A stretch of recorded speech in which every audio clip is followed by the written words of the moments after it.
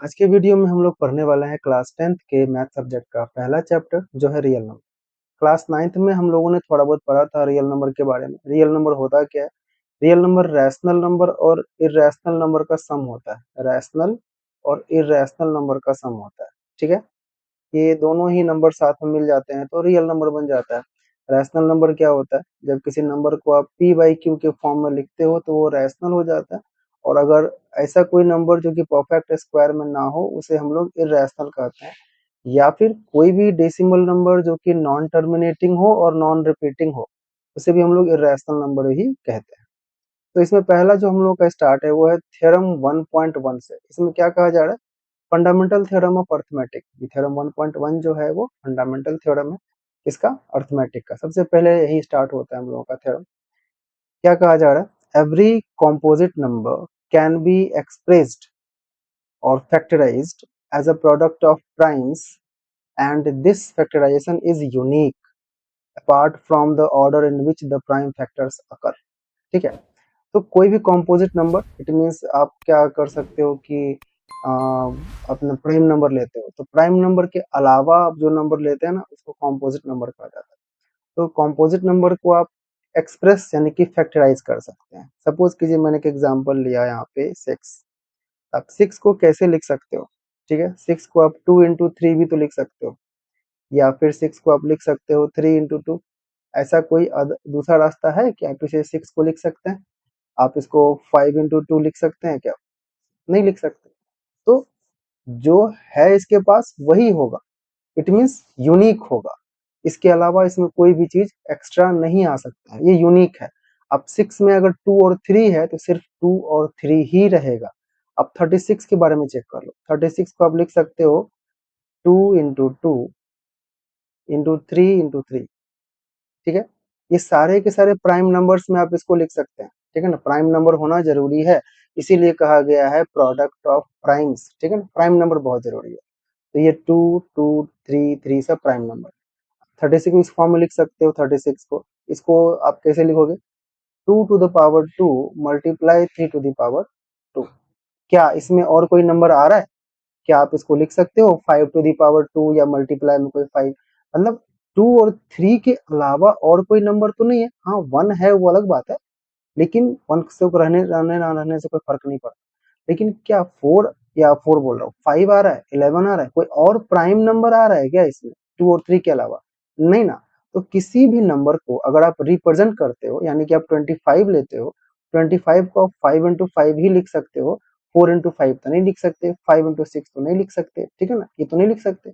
It means कोई भी composite number हो उसका जो फैक्टराइजेशन होता है, प्राइम फैक्टराइजेशन, वो यूनिक होता है। तो वही यहाँ पे कहा जा रहा है कि every composite number can be factorized or prime product of primes is unique.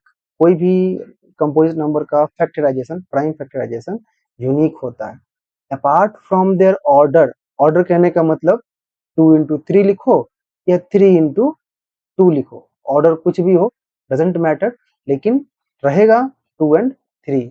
अब इसी से रिलेटेड एक क्वेश्चन है जो हम लोग अभी पढ़ेंगे, एग्जाम्पल में दिया गया है एनसीईआरटी के। क्या कहा जा रहा है? Consider the number 4 to the power n where n is a natural number. Okay, कोई 1 2 3 से स्टार्ट होने वाला, 1 से स्टार्ट होने वाला है। Check whether there is any value of n for which 4 to the power n ends with digit 0। क्या n का कोई ऐसा नंबर है जिसके लिए अगर आप 4 टू द पावर n करो तो कुछ नंबर आने के बाद लास्ट में डिजिट 0 आ जाए? क्या ऐसा संभव है? यही चेक करना है। तो सबसे पहला फैक्ट क्या है कि अगर कोई नंबर 0 से एंड होता है तो it should be divided by 5। Means ये 5 उसका एक प्राइम फैक्टर होना चाहिए। If a number has 0 at its end तो it should be divided by 5 और 5 should be its one of the prime factors. मतलब 5 होना चाहिए। जैसे कि मान लो मैंने लिया यहाँ पे 10। ठीक है, यहाँ लास्ट में 0 है ना, तो आप इसको लिख सकते हो 2 इंटू 5। आप यहाँ ले लो कोई भी मान लो 20 लेते हैं, इसको आप लिख सकते हो 2 इंटू 2 इंटू 5। यानी कि 0 होने के लिए आपको 5 चाहिए ही चाहिए। और कोई आप नंबर ले सकते हो, जो भी आप नंबर ले लो, लास्ट में अगर 0 है तो एक कोई ना कोई एक या एक से ज्यादा 5 होगा ही होगा, 5 होना ही होना है। अब बात आती है कि 4 टू द पावर n के लिए ऐसा कोई है n का वैल्यू? तो सपोज कीजिए 4 टू द पावर 2 रखते हैं। इसको आप क्या रख सकते हो? 4 इंटू 4, ठीक है, या इसे आप लिख सकते हो 2 to the power 2 whole power 2, ये भी लिख सकते हो इसे। तो ये 2 टू दी पावर 4 हो जाता है। इट मीन्स हमने यहाँ पे n का वैल्यू रखा 2, लेकिन अगर इसको आप चेक करोगे तो ये आपका हो जाता है 16। क्या लास्ट में 0 आया? नहीं आया ना।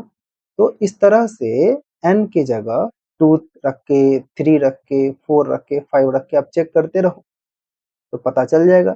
लेकिन सबसे अच्छा तरीका बताता हूँ मैं इसमें, एनसीईआरटी में क्या दिया हुआ है कि सब जो बेस वाला पार्ट है 4 जो है आप, ठीक है ना, ये जो 4 है उसे आप पहले प्राइम फैक्टराइज कर दो।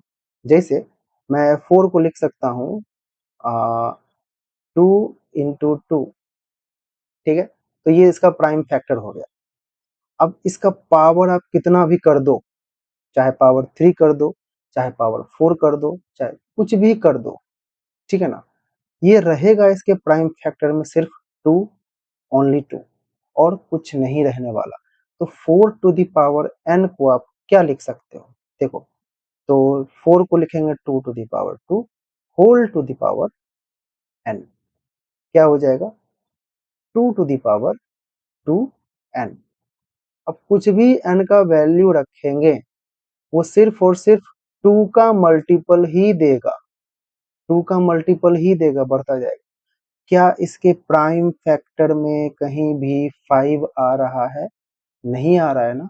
तो आप कह सकते हो कि since for number 4 the prime factor is in the form of 2, इसके बाद और कोई नंबर नहीं आता। तो इससे आप कह सकते हो कि 4 to the power n will not have 0 at its end for any value of n।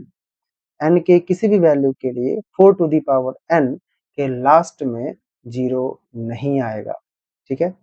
आ गई बात समझ में? अब अगली वीडियो में हम लोग इसके अगले एग्जाम्पल और अगले टॉपिक पे बात